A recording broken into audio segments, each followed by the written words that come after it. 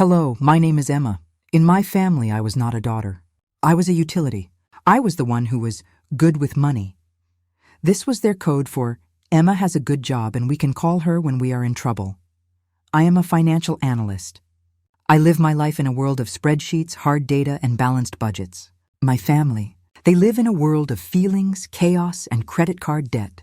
My mother, Margaret, is a woman who believes her stress entitles her to things she cannot afford. My father, David, is a kind, weak man who just wants my mother to be happy. And my brother, Dylan, is the golden boy. He is 26 years old, finding himself, and has never held a job for more than 3 months. He is my mother's sun, moon, and stars. I am just the quiet, reliable, invisible planet that helps pay for their orbit.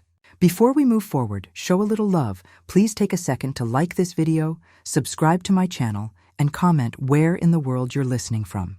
I love seeing how far my stories travel. There was only one person in my family who saw me. My grandmother, Josephine. My dad's mom. She was a woman made of steel and common sense. She saw the dynamic. She saw my mother and Dylan spending money like it was water. She saw my father letting them. And she saw me, the quiet daughter, getting A+ grades in school, working my way through college, and eventually getting a high-paying job at a firm in the city. They are leeches, Emma, she told me once, her voice sharp but not unkind. Do not let them drain you dry. I tried not to.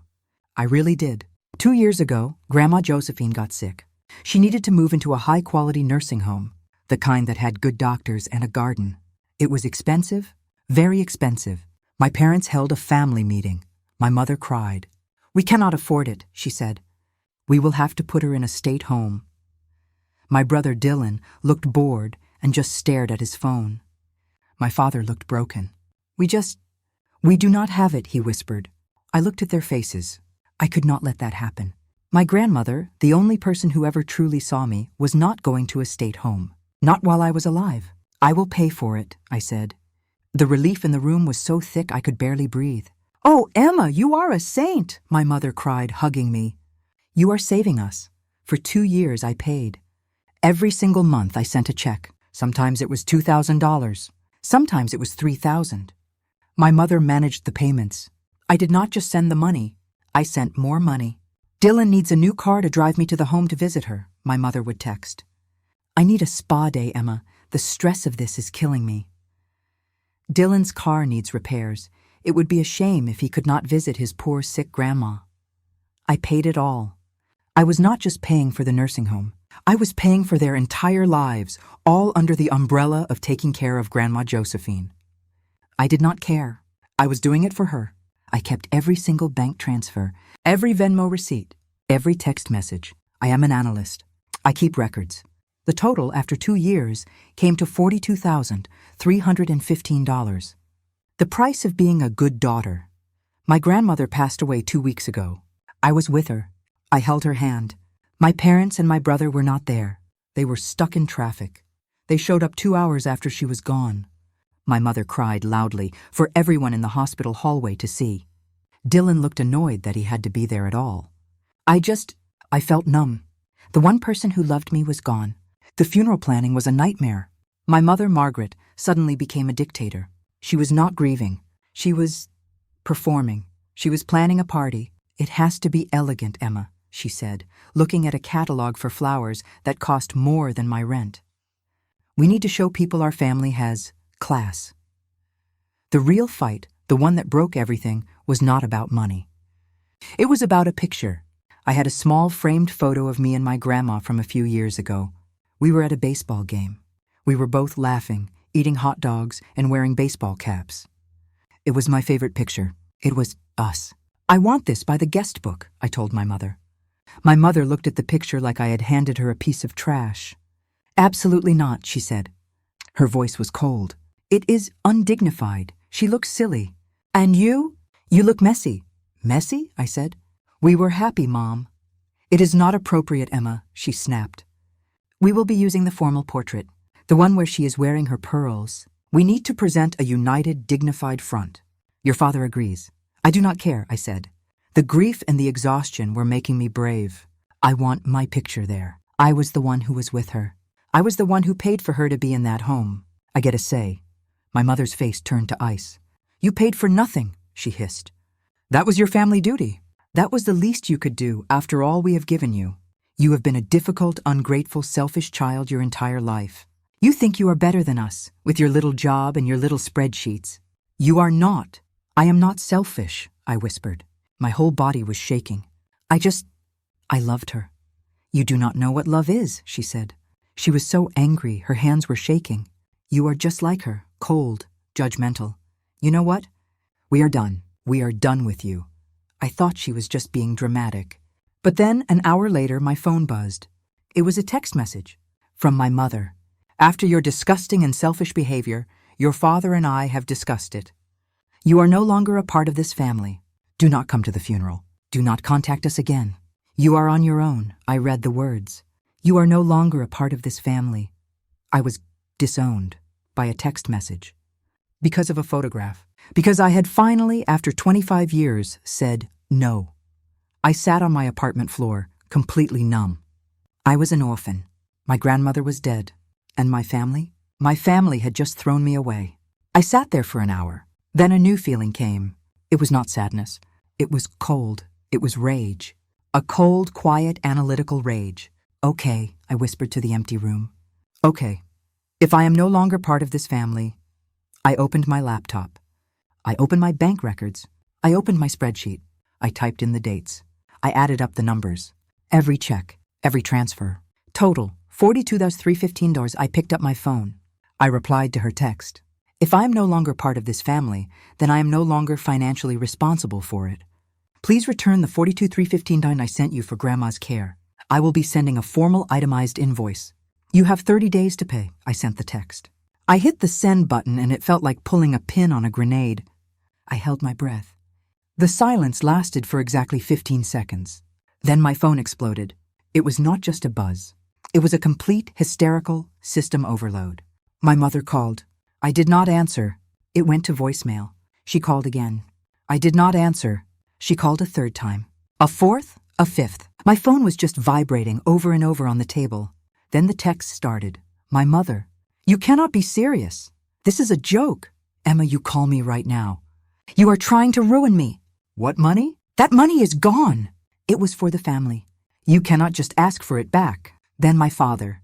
Emma, this is childish. Your mother is hysterical. You need to apologize to her immediately. We are grieving. I did not reply. Then the final glorious text. My brother, Dylan. WTF, Emma? Mom is freaking out. What is this $42,000 crap? You know she does not have that. You know I needed that money for my car payment. You are going to make us homeless. I stopped. I read his text again. You know I needed that money for my car payment. My blood went cold. It all clicked. It was not for the nursing home. It was not for spa days. It was not for visiting. It was for him. I looked at my bank records. The dates of my biggest transfers. $5,000 in March. $3,000 in July. I went on my brother's social media. March? Just got my new car. Blessed. July? Summer vacation in Miami. Good vibes. They had not just lied to me. They had stolen from me. They had used my dead grandmother's name, my love for her, as a tool to drain my bank account. The money was not gone. It was in his car. It was in my mother's new designer purse. My phone rang again. It was my mother. She was not even trying to text anymore. Just call, call, call. I let it ring, and ring, and ring. This was not just about a picture anymore. This was not about a funeral. This was about theft. This was about fraud. They had disowned me to shut me up. But they had just given me the one weapon I needed. They had given me my freedom.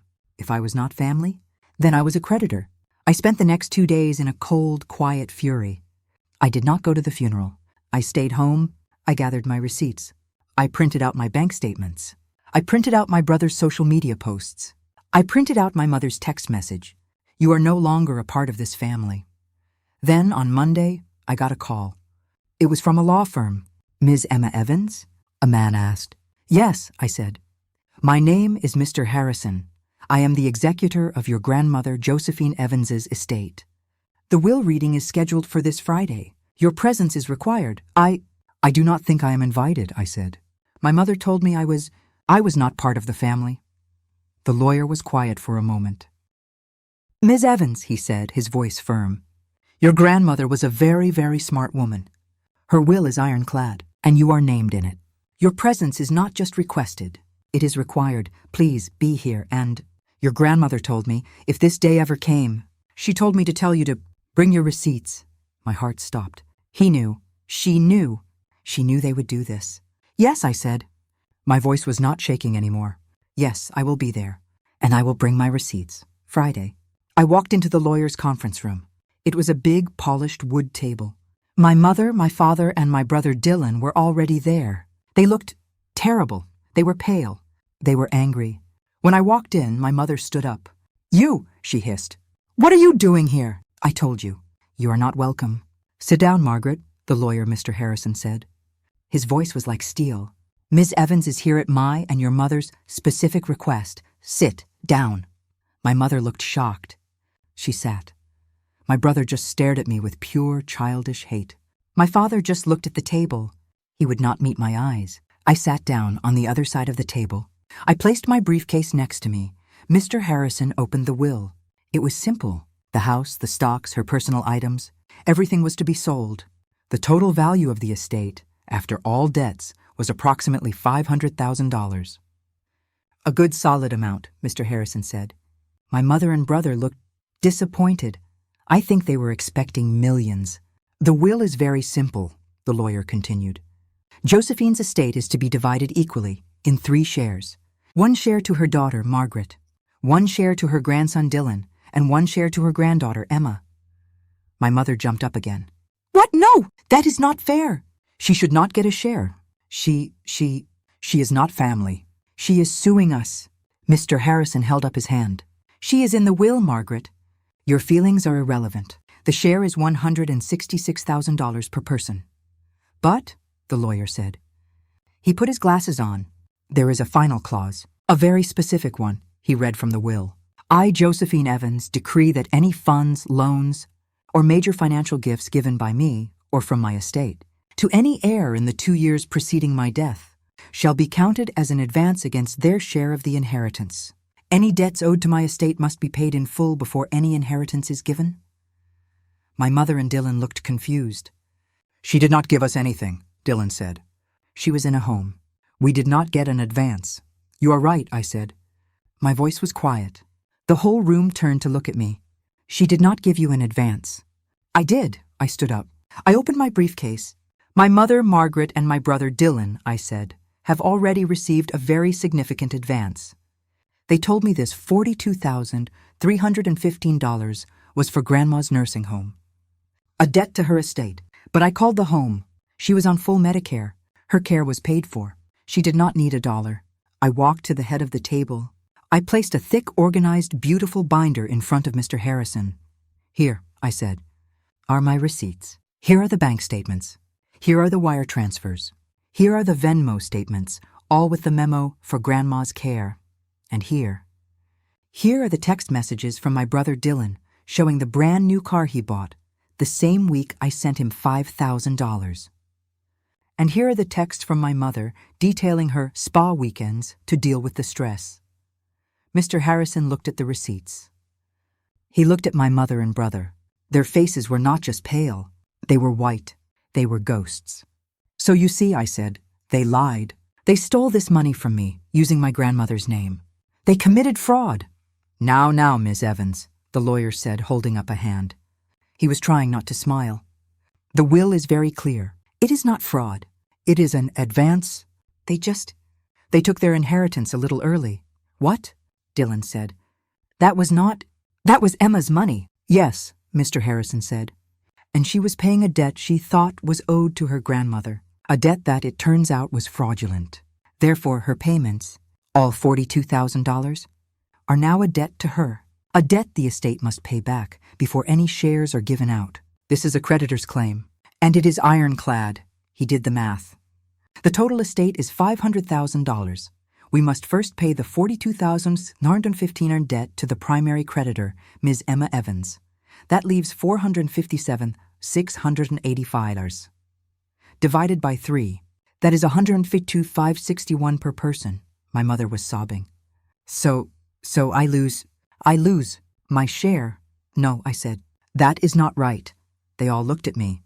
That is not what I want. My mother looked at me, a tiny bit of hope in her eyes. "Oh, Emma? That money was not a loan to the estate," I said. "It was a loan to them. They owe me, not the estate." I looked at Mr. Harrison. My share, $166,000. I want it in full. Mr. Harrison smiled.